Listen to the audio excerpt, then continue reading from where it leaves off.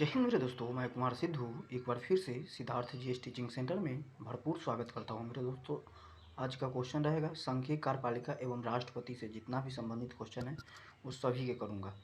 इससे पिछला वीडियो में मैं बता चुका हूं आपको जो मौलिक कर्तव्य के बारे में। ये 42वें संविधान संशोधन 1976 के द्वारा जोड़ा गया था। इसे कहाँ से लाया गया था?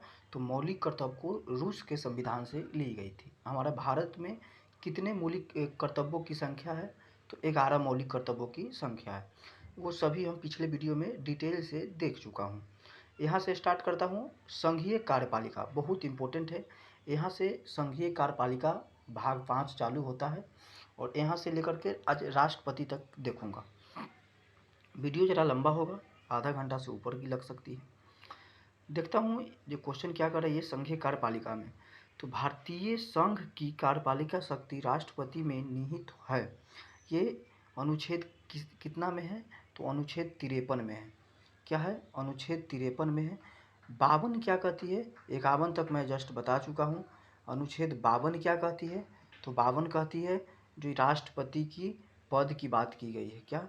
राष्ट्रपति की पद की बात की गई है।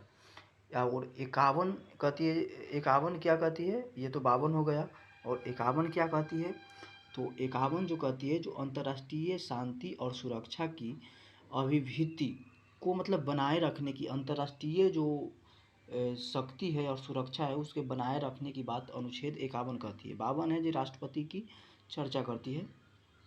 53 क्या करता है? भारतीय संघ की कार्यपालिका शक्ति का राष्ट्रपति को निहित है। ठीक ना? जितना भी शक्ति है जो राष्ट्रपति के में निहित है, ये इसकी चर्चा है। उसके बाद में है आगे क्या दी गई है? भारत के संघीय व्यवस्था को अपनाया गया है क्योंकि मंत्रिपरिषद लोकसभा के प्रति उत्तरदायी है। जितने भी मंत्रिपरिषद है जो लोकसभा के प्रति उत्तरदायी है। किसके? लोकसभा के प्रति उत्तरदायी होती है। अतः राष्ट्रपति नाम मात्र की कार्यपालिका है तथा प्रधानमंत्री उसका मंत्रिमंडल की वास्तविक कार्यपालिका होती है। इसको नाम मात्र की ये कार्यपालिका है, जबकि वास्तविक कौन होती है? तो ये प्रधानमंत्री होती है। ये क्वेश्चन इंपॉर्टेंट बन सकता है। इसके देखिएगा 55,000 वैकेंसी आ रही है फिर से एसएससी जीडी का। आप लोग ध्यान से पढ़िएगा। और 52 में यहाँ से चर्चा करता हूँ। वो 53 की चर्चा थी। 52 कहती है जो राष्ट्रपति देश का संवैधानिक प्रावधान है, यानी राष्ट्रपति की ये चर्चा है 52 में।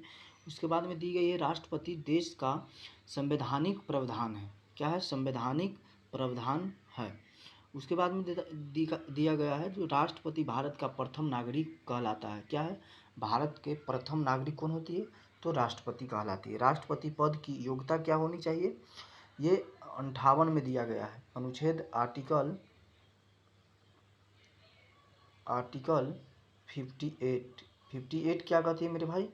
जो ये योग्यता होनी चाहिए। क्या योग्यता होनी चाहिए राष्ट्रपति बनने के लिए? तो इसका योग्यता है सबसे प्रथम होना चाहिए वो भारत की नागरिक हो। उसका दूसरा नंबर में होनी चाहिए जो 35 वर्ष की आयु को पार कर चुका हो।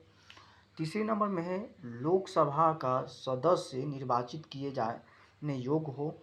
जो लोकसभा के सदस्य के निर्वाचित किए जाने योग्य होनी चाहिए, तीसरा नंबर। चौथा में कहा गया है चुनाव के समय लाभ का पद धारण नहीं किया हुआ। लाभ का पद ये है जो सरकारी नौकरी में नहीं हो, सिंपल सी बात। और अगर किसी भी तरह के वो मंत्री है तो चलेगा, लेकिन वो किस पद पे नहीं होनी चाहिए? लाभ के पद यानी सरकारी नौकरी नहीं होनी चाहिए, ये कह रही है। किसी बिजनेसमैन नहीं होनी चाहिए, ये कह रही है यहाँ पे। और चौथा नंबर ये है। 5 नंबर एक और जोड़ लीजिएगा, वो दिवालिया नहीं होना चाहिए। दिवालिया मतलब दिवाली नहीं होती है। दिवाली मतलब होती है जो वो अपना औकात से ज़्यादा कर्जा ले चुका हो। क्या है? औकात से ज़्यादा कर्जा ले चुका हो और वो कर्जा को चुकाने योग्य न हो। ठीक ना? आगे चलता हूँ। यदि व्यक्ति राष्ट्रपति या उपराष्ट्रपति के पद पर हो या संघ अथवा किसी राज्य की मंत्रिपरिषद का सदस्य हो तो वह लाभ का पद नहीं कहलाता है। अगर मंत्री पद का भी वो कोई पद धारण किया हुआ हो या सदस्य हो तो वो लाभ की पद नहीं कहलाता है। सिंपल सी बात है कि किसी बिजनेस में नहीं होनी चाहिए, पहली नंबर बात। दूसरी नंबर बात ये होनी चाहिए जो वो सरकारी जॉब के अंडर में नहीं आए। ठीक ना? आगे है राष्ट्रपति के निर्वाचन के लिए निर्वाचन मंडल, अनुच्छेद 54 में है। राष्ट्रपति के लिए निर्वाचन मंडल जो है, जो अनुच्छेद 54 की चर्चा है, किसमें है? 1 सेकेंड मेरे दोस्त, जरा इसको 54 की चर्चा है। क्या है? अनुच्छेद 54 में है, जो राष्ट्रपति के निर्वाचन के लिए निर्वाचन मंडल की बात। इसमें राज्यसभा, लोकसभा और राज्यों के विधानसभाओं के निर्वाचित सदस्य रहते हैं। क्या है? लोकसभा और राज्यसभा के विधान सभाओं द्वारा निर्वाचित सदस्य होते हैं। नवीनतम व्यवस्था के अनुसार पुडुचेरी विधानसभा तथा दिल्ली की विधानसभा के निर्वाचित सदस्य को भी सम्मिलित है। सिर्फ यही दो ऐसा विधानसभा है जो यूटी है, यूटी में है, संघ शासित प्रदेश में आती है, जो विधानसभा में ये भाग लेती है, राष्ट्रपति के चुनाव में भी। आगे है, राष्ट्रपति के उम्मीदवार के लिए निर्वाचन मंडल के 50 सदस्य प्रस्तावक तथा 5 सदस्य अनुमोदक होते हैं। इसका कहने का तात्पर्य ये है, जो 50% मतलब 50 गो कैंडिडेट उनको ये कहे कि मैं आप मतलब राष्ट्रपति बनने लायक है, आप खड़ा होइए, 50 गो के प्रस्तावक के रूप में उनको देना पड़ता है, जो हमको भी जनता जो मंत्रिपरिषद जो है वो चुन रही है। और 50 को अनुमोदक, यानी कि पाछे से भी 50 को होनी चाहिए। टोटल मिलाकर के 100 अनुमोदक और प्रस्तावक दोनों मिलाकर के 100 होनी चाहिए, तब वो चुनाव में लड़ सकती है। ये होना भी जरूरी है। अगर 100 को नहीं आता है तो उतना सीट कैसे लाके आप जीत सकते हैं? सिंपल सी बात है। अगर ये 100 को आपको उत्साहित नहीं कर सकता, इसमें वोट दे ये 100 या नहीं दे, इससे कोई मतलब नहीं है, लेकिन ये आगे की ओर बढ़ाने के लिए ये अपना सिग्नेचर करे कि हाँ आप है इस लायक, आप खड़ा हो सकते हैं। सिंपल सी बात ये। एक ही व्यक्ति जितना बार चाहे उतना बार राष्ट्रपति का निर्वाचित कर सकती है। जिस समय में डॉक्टर राजेंद्र प्रसाद भारत के प्रथम राष्ट्रपति थे, उसके बाद में दूसरी बार भी भारत की द्वितीय राष्ट्रपति डॉक्टर राजेंद्र प्रसाद बनी। जब उस समय में बनी तो ये प्रथम क्या नाम है इनको, पंडित जवाहरलाल नेहरू। पंडित जवाहरलाल नेहरू थे, भारत की प्रथम प्रधानमंत्री थे। जब द्वितीय बार वो प्रधानमंत्री बने या द्वितीय ये राष्ट्रपति बन गए, तो इन्होंने सोचे, किसने? पंडित जवाहरलाल नेहरू, कि भारत में संविधान में संशोधित करके और इसमें लिख दे कि किन्हीं 2 बार ही संविधान में है लिखा हुआ है कि 2 ही बार ही राष्ट्रपति बन सकते हैं, इससे ज़्यादा नहीं। लेकिन राष्ट्रपति खुद ही स्वीकार करे कि अगला बार से मैं इलेक्शन नहीं लड़ूंगा। अगर वो इलेक्शन लड़ते तो शायद तीसरा बार भी वो जीत जाते, लेकिन इलेक्शन से खुद ही इस्तीफा दे दिए थे। और इसलिए क्यों ये किए? क्योंकि दोनों के 36 का काटा था। पंडित जवाहरलाल नेहरू और राष्ट्रपति दोनों का 36 का काटा था, लेकिन एक ही सदस्य दोनों थे। दोनों कांग्रेस से ही थे, लेकिन 36 का काटा था। कुछ मामला थी जो उस मामला में वो हस्तक्षेप करते थे, जो प्रधानमंत्री को माना करते थे कि ये काम नहीं कीजिए। ऐसा लिए और राष्ट्रपति प्रधानमंत्री चाहते थे कि फिर से हमको पर हस्तक्षेप करेगा, इसीलिए वो चाहते थे कि संविधान में संशोधन करके लिख दे कि ज़्यादा से ज़्यादा 2 बार ही राष्ट्रपति बने। उसी समय अमेरिका में 4 बार राष्ट्रपति बना था। तो 4 बार राष्ट्रपति बना था, तो अमेरिका में भी संशोधित हुआ, और अमेरिका में जब संशोधित हुआ तो अमेरिका में संशोधित करके 2 दा दे दिया गया, किन्हीं 2 दा ही बन सकते हैं अमेरिका में संशोधित करके। आगे है, राष्ट्रपति का निर्वाचन समानुपातिक पद्धति, ये बहुत इम्पोर्टेंट है, ये अक्सर समझ में नहीं आती है। समानुपातिक प्रतिनिधित्व प्रणाली और एकल संक्रमण मत पद्धति के द्वारा होता है, ये 55 में है। इसमें क्या है, जो निर्वाचन की बात की गई है, निर्वाचन ये होती है जो एक व्यक्ति है जो जितना कैंडिडेट खड़ा हुआ है उसको भी वो चुनता है। जैसे एक आदमी, मान लिया जाए, 1 सेकेंड इसमें समझाते हैं ज़रा। मान लिया जाए जो एक आदमी, 1 सेकेंड ज़रा थोड़ा पानी पी लेते हैं। अगर एक आदमी कोई खड़ा है,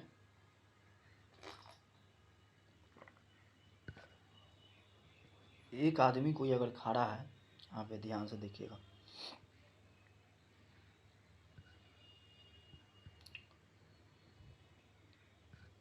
अगर राम और श्याम दो आदमी खड़ा है, तो दोनों आदमी को जो वोट करेगा ना, तो अगर किसी आदमी को मन होगा जो श्याम को 1 नंबर में रखे, तो उसको 1 ही नंबर में इसको रखा जाएगा।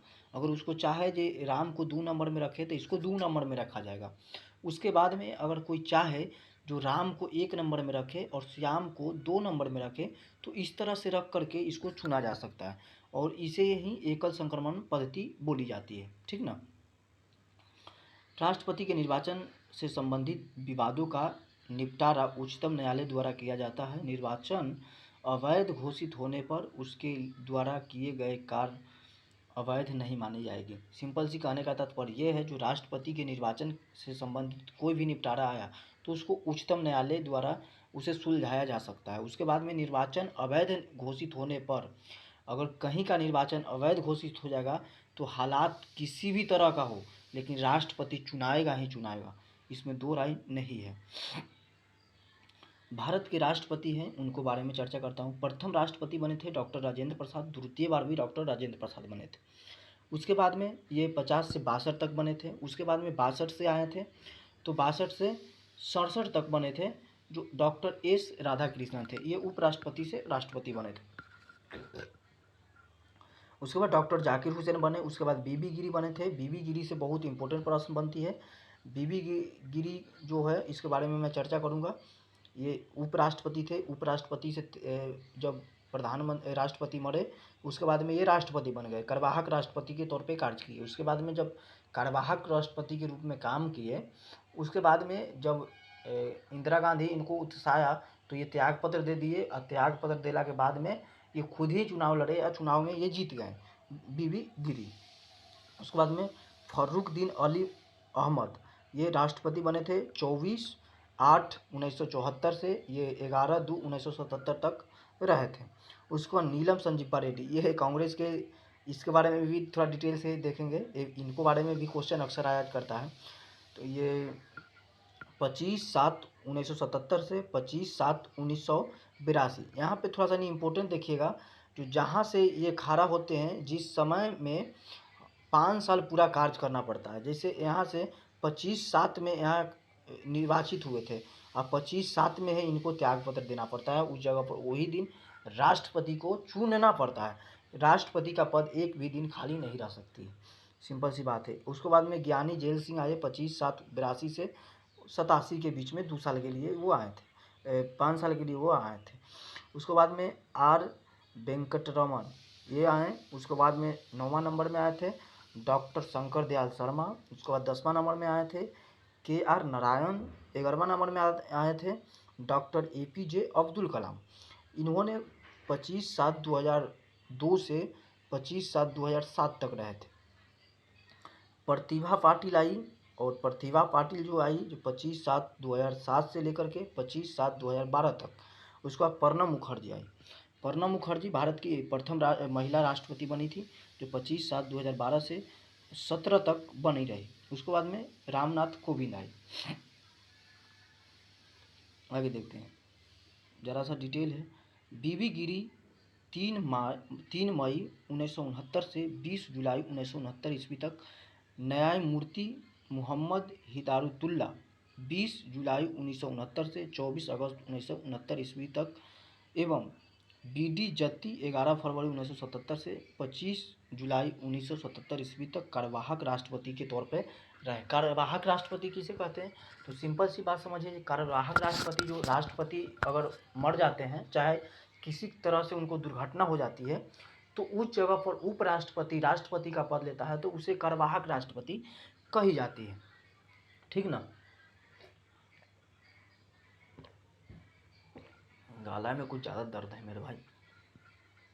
राष्ट्रपति अपने पद ग्रहण की तिथि से 5 वर्ष की अवधि तक पद धारण करता रहेगा। जिस तारीख से अगर 1/5 को अगर त्याग पत्र दिया, तो उसी तरह से अगर मान लिया उस जगह निर्वाचित हुए 1/5 को, तो 1/5 को ही दूसरा राष्ट्रपति चुने जाएंगे।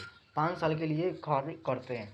अपने पद का समाप्ति के बाद भी वह पद पर तब तक बना रहेगा जब तक उसका उत्तराधिकारी पद ग्रहण नहीं कर लेता है। सिंपल सी बात यह है, जो कार्यवाहक राष्ट्रपति जब तक नहीं आ जाती है, चाहे कोई राष्ट्रपति नहीं आ जाती है, तब तक वो बना रहेगा। ठीक ना। ये 56 में चर्चा है, अनुच्छेद 56 में ये चर्ची है। पद, ये इम्पोर्टेंट है। पद धारण करने से पूर्व राष्ट्रपति को एक निर्धारित प्रपत्र पर भारत के मुख्य न्यायाधीश अथवा उसकी अनुपस्थिति में उच्चतम न्यायालय के वरिष्ठतम न्यायाधीश के सम्मुख मतलब शपथ लेनी पड़ती है। तो उच्चतम न्यायालय के वरिष्ठ न्यायाधीश जो भी सबसे बड़ा है उनके बीच में शपथ लेनी पड़ती है। नोट में जरा देखिएगा 77(1) क्या कहता है। अनुच्छेद 77(1) के अनुसार भारत की समस्त कार्यपालिका कार्यवाहिक राष्ट्रपति के नाम से की हुई है। और अनुच्छेद 77 के 3 के अनुसार राष्ट्रपति भारत का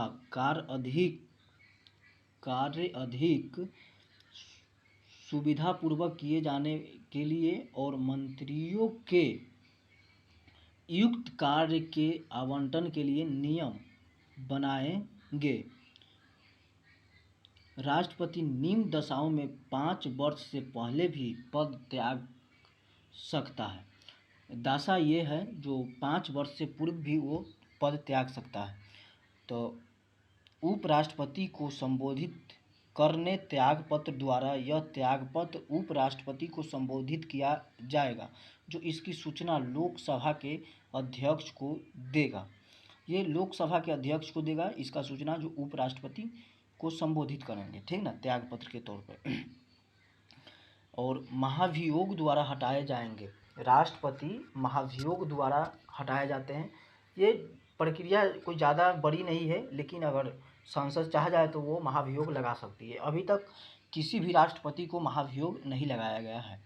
महाभियोग द्वारा हटाए जाने पर अनुच्छेद 61 में महाभियोग की चर्चा है। राष्ट्रपति के महाभियोग का, महाभियोग के लिए केवल एक ही आधार है जो अनुच्छेद 61 के 1 में उल्लेखित है, वह है संविधान की अतिक्रमण। क्या है? संविधान के अतिक्रमण, वो 61 के 1 में दी गई है। राष्ट्रपति पर महाभियोग अनुच्छेद 61 में दी गई है। ये राष्ट्रपति द्वारा संविधान के प्रस्तावना के उल्लंघन पर, क्या है? प्रस्तावना के उल्लंघन पर संसद के किसी सदन द्वारा उस पर महाभियोग लगाया जा सकता है। संसद अगर चाहे तो वो लोकसभा राज्यसभा दोनों में से किसी भी की तरफ से ये महाभियोग लगाया जा सकता है, परंतु इसके द्वारा आवश्यक है कि राष्ट्रपति को 14 दिन पहले लिखित सूचना दी जाए, उस पर उस सदन के 1/4 सदस्य के हस्ताक्षर हो। उस सदन के 1/4 ये मतलब 1/4 जितना भी अगर राज्यसभा से होती है तो 1/4, लोकसभा से होती है तो 1/4 का हस्ताक्षर हो। 14 दिन पूर्व, जिस दिन हटाना है उससे 14 दिन पूर्व उसको सूचना दिया जाता है कि आपको महाभियोग लगा रहे हैं। अगर जहाँ पे वो गलती किया है तो वहाँ पे क्षमा मांग लेता है राष्ट्रपति। अभी तक महाभियोग नहीं लगा हुआ है, ये आप ध्यान से रखिएगा। संसद के उस सदन का जिसमें कि महाभियोग का प्रस्ताव पेश है कि 2/3 सदस्य, कितना? 2/3 द्वारा पारित कर देने पर प्रस्तावक दूसरे सदन में जाएगा। और ये तो महाभियोग लगा देगा, लेकिन 2/3 2/3 भाग जब तक नहीं आएगी, जब तक राष्ट्रपति को जब तक ये पारित नहीं हो सकता, ये पेश नहीं हो सकती है। सिंपल सी बात ये है। 2/3 सदस्य द्वारा पारित कर देने पर प्रस्ताव दूसरे सदन में जाएगा, तब तक दूसरा सदन राष्ट्रपति पर लगाए गए आरोपों की जांच करेगा या करवाएगा, और ऐसे जांच में राष्ट्रपति के ऊपर लगाए गए आरोप को सिद्ध करने वाला प्रस्ताव 2/3 कितना? 2/3 से पारित हो जाती है, तब राष्ट्रपति पर महाभियोग की प्रक्रिया पूरी समझी जाएगी और उसी तिथि से राष्ट्रपति को पद त्याग करना होगा। उसी तिथि से राष्ट्रपति को पद त्याग करना होगा अगर दोषी ठहराया गया था। अगर दोषी ठहराया नहीं गया तो ये दूसरी तरफ से ये वापस दे दिया जाता है, तो ये बिल ये पास नहीं हो पाती है। ठीक ना।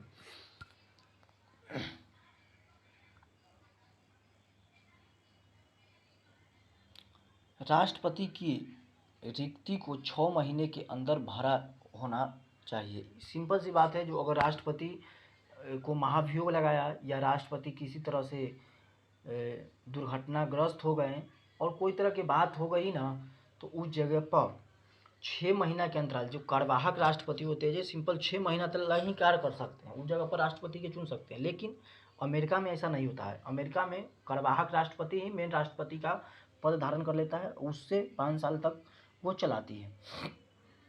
राष्ट्रपति पद की रिक्ति पदावधि 5 वर्ष की समाप्ति से हुई है, तो निर्वाचन पदावधि को समाप्ति के पहले ही कर लिया जाएगा, अनुच्छेद 62 के 1 किंतु यदि उसे पूरा करने में कोई विलम्ब हो जाता है तो राज्य अंतराल न होने पाए। इसलिए यह उपबंध है कि राष्ट्रपति अपने पद की अवधि समाप्त हो जाने पर भी तब तक पद पर बना रहेगा जब तक कि उसका उत्तराधिकारी पद धारण नहीं कर सकता है। सिंपल सी इसको बता दिए हैं, ये 56 के 1 में दी गई है। ऐसी दशा में उपराष्ट्रपति राष्ट्रपति के रूप में कार्य नहीं कर सकती है, ठीक ना। इस दशा में 6 महीना के लिए वो काम करता है, ठीक ना। क्या 6 महीना के लिए वो काम करती है।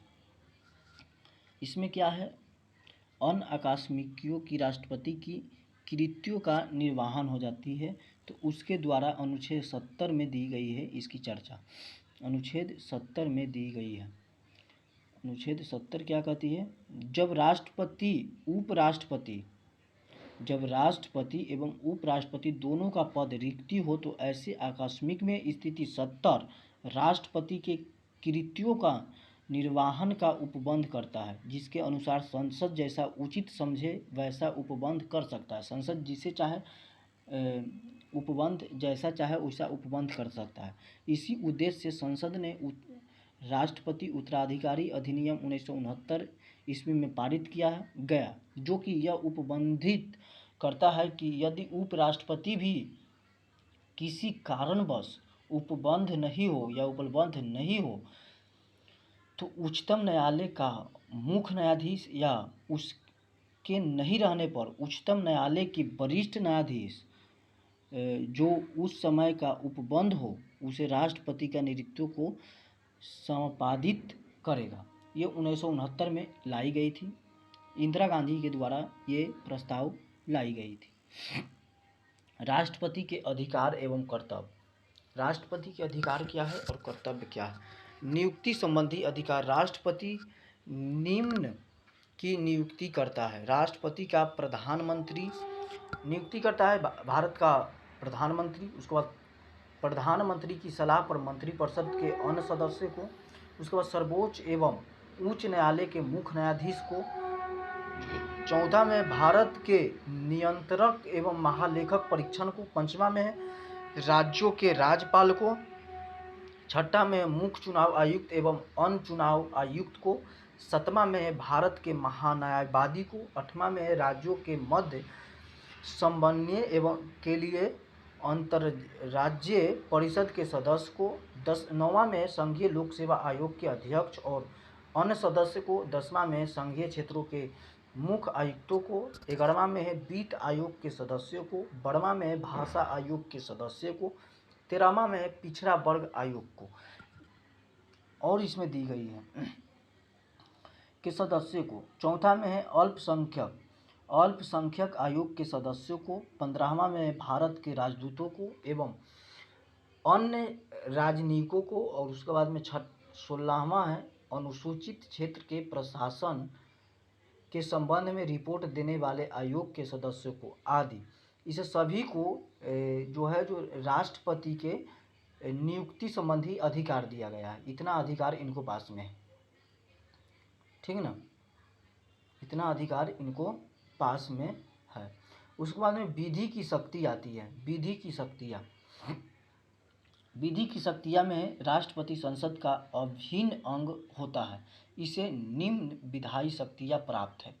एक में संसद के सत्र को आहूत करने या सत्रावसान करने तथा लोकसभा भंग करने की संबंधी अधिकार। लोकसभा भी भंग करने का अधिकार है राष्ट्रपति के पास, ठीक ना। संसद के एक सदन में या एक साथ सम्मिलित रूप से दोनों सदनों में क्या होती है, ये दोनों सदनों में अभिभाषण करने की शक्ति होती है। उसके बाद में लोकसभा के लिए प्रत्येक साधारण निर्वाचन के निश्चित प्रथम सत्र के प्रारंभ में और प्रत्येक वर्ष के प्रथम सत्र के आरंभ में सम्मिलित रूप से संसद में अभिभाषण करने की शक्तियाँ होती हैं। चौथा में है संसद द्वारा पारित विधेयक राष्ट्रपति के अनुमोदन के बाद ही कानून बनता है। जो राष्ट्रपति के ही अनुमोदन के बाद ही एक कानून बनता है, इसका भी शक्ति राष्ट्रपति के पास होती है। संसद के निम्न विधेयक के पेश करने के लिए राष्ट्रपति की पूर्व अनुमति आवश्यक है। अगर राष्ट्रपति के ये निर्णय नहीं लिया तो वो उस पर क्वेश्चन वगैरह उठाता है और उसे राष्ट्रपति अगर चाहे तो वो पेश होने नहीं देती है, ठीक ना। उसके बाद में नए राज्यों की अनुमति आवश्यक है। उसके बाद में नए राज्यों का निर्माण और वर्तमान राज्य का क्षेत्र सीमा एवं नामों में परिवर्तन संबंधी विधेयक भी ला सकती है, तो वो राष्ट्रपति ही चाहे तो।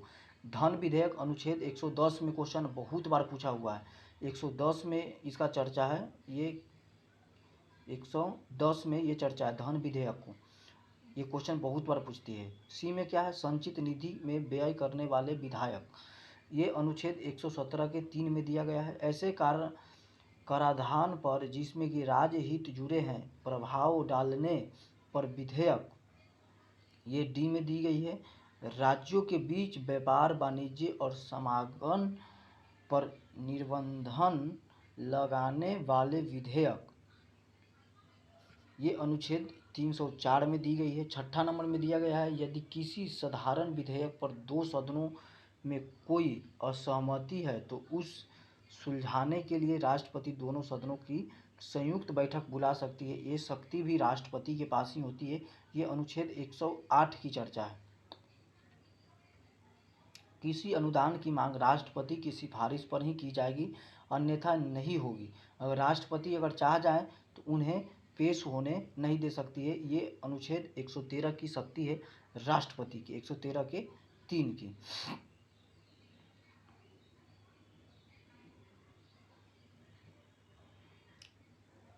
दिया गया है संसद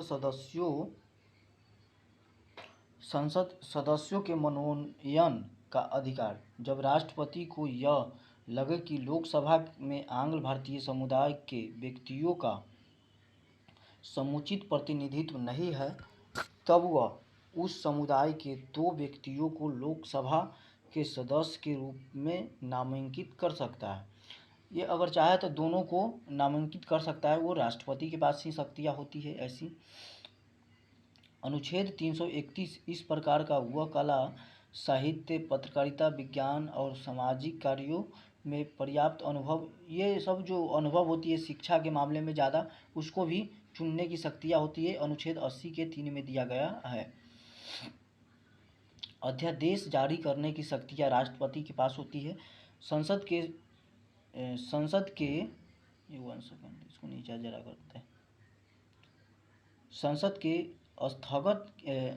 स्थगन के समय अनुच्छेद 123 के तहत अध्यादेश जारी कर सकता है। उसका प्रभाव संसद के अधिनियम के समान होता है। इसका प्रभाव संसद सत्र के शुरू होने के 6 हफ्ते तक रहता है, परंतु राष्ट्रपति राज्य सूची के विषयों पर अध्यादेश नहीं जारी कर सकता है। तब वो दोनों सत्रों में या सदन में होते हैं जब राष्ट्रपति को यह शक्ति नहीं होती है। ये राष्ट्रपति की बात शक्ति नहीं होती है जब की बात है। और अध्यादेश जारी करने की शक्ति ये राष्ट्रपति की है। ये आर्टिकल 1, 2, 3 में है, 1, 2, 3, 123 में। सैनिक शक्तियाँ, सैन्य बल की सर्वोच्च शक्तियाँ राष्ट्रपति के सन्निहित है, किंतु इसका प्रयोग विधि द्वारा नियमित होता है, विधि द्वारा ही नियमित होता है। ये राष्ट्रपति के पास में सैनिक के मामले में बहुत ज़्यादा शक्तियाँ होती है। अगली नंबर में है राजनीतिक शक्तियाँ भी राष्ट्रपति के पास होते हैं। दूसरे देशों के साथ कोई भी समझौता या संधि राष्ट्रपति के नाम से ही की जाती है। राष्ट्रपति विदेशों के लिए भारतीय राजदूत की नियुक्ति करता है एवं भारत के विदेश के राजदूत की नियुक्ति का अनुमोदन भी राष्ट्रपति ही करती है। क्षमादान की शक्तियाँ। राष्ट्रपति के अनुच्छेद 72 के अंतर्गत राष्ट्रपति को किसी भी अपराध के लिए दोषी ठहराए गए हैं तो किंतु व्यक्ति के दंड को क्षमा कर सकता है। उसका प्रतिलंबन, परिहार और लघुकरण की शक्ति प्राप्त है। ये 3 शक्ति के तहत वो राष्ट्रपति किसी को क्षमादान कर सकता है। क्षमा के दंड और बंदीकरण दोनों को हटा दिया जाता है तथा दोषी को पूर्णतः मुक्त कर दिया जाता है। लघुकरण में ये क्षमा के दंड, बंदीकरण दोनों को हटा दिया जाता है, ठीक ना, के स्वरूप को बदलकर कम कर दिया जाता है। किसमें? लघु में कम किया जाता है, जिसमें बड़ा होती है। लघुकरण में दंड को मतलब कम कर दिया जाता है। जैसा मृत्यु दंड को लघुकरण का कठोर या साधारण कारावास में परिवर्तित कर सकता है। परिहार में दंड की प्रकृति में परिवर्तन किए बिना उसकी अवधि कम कर दी जा सकती है। जैसे 2 वर्ष कठोर कारावास को 1 वर्ष के कठोर कारावास में परिहार करना। प्रतिलंब में किसी दंड पर, विशेषकर मृत्यु दंड को रोक लगाना है ताकि दोषी व्यक्ति क्षमा याचना कर सकता है। विराम के किसी दोषी के सजा को विशेष स्थिति में कम कर दिया जाता है। जैसे गर्भवती स्त्री को सजा को कम कर देना। ये सब ये राष्ट्रपति के पास ही शक्ति होती है।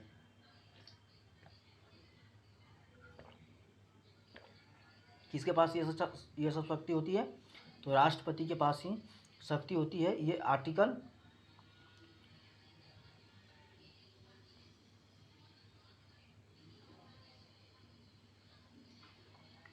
72 की बात है।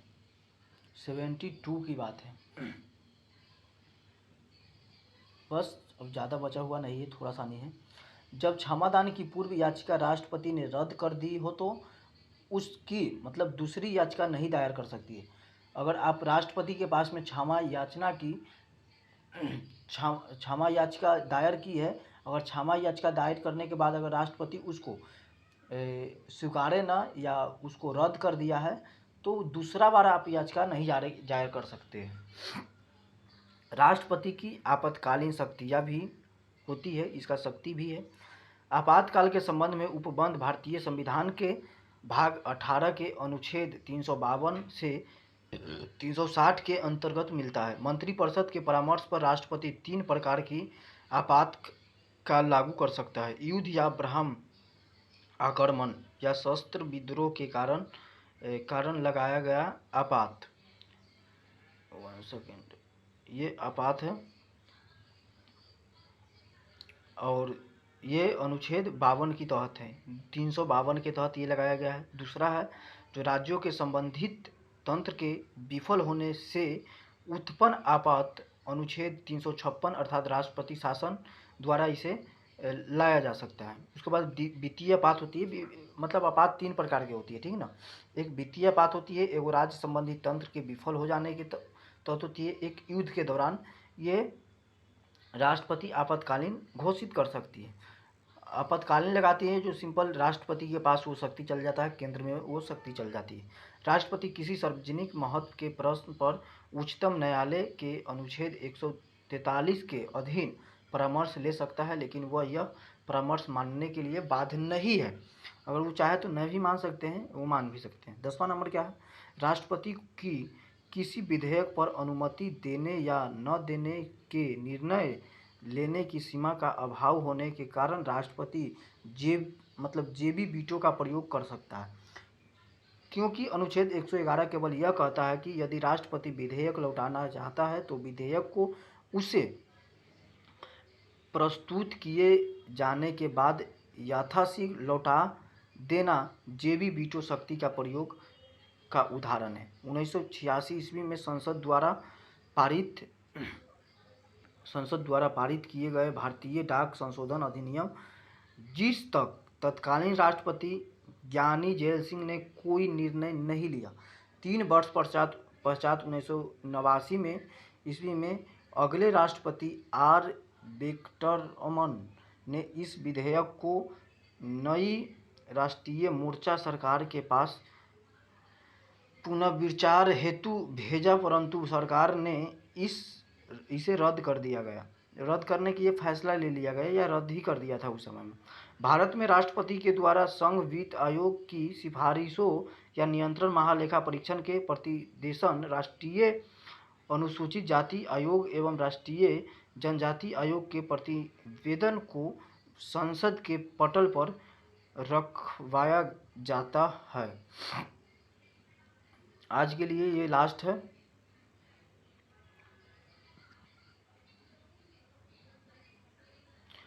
ये तो जानते हैं भारत के प्रथम राष्ट्रपति कौन थे, तो डॉक्टर राजेंद्र प्रसाद। वे लगातार 2 बार बने थे, निर्वाचित हुए थे, ठीक ना। डॉक्टर एस राधाकृष्णन लगातार 2 बार उपराष्ट्रपति तथा 1 बार राष्ट्रपति बने थे, ठीक ना। केवल बीवी गिरी के निर्वाचन के समय दूसरे चक्र का मतदान करनी पड़ी थी, ये मैं बता चुका हूँ आपको इससे पहले। केवल नीलम, इसको बारे में थोड़ा सा देख लीजिए। केवल नीलम संजीवी रेड्डी ऐसे राष्ट्रपति हुए जो 1 बार चुनाव में हार गए, फिर भी वह निर्विरोधित राष्ट्रपति चुने गए थे, ये ठीक ना।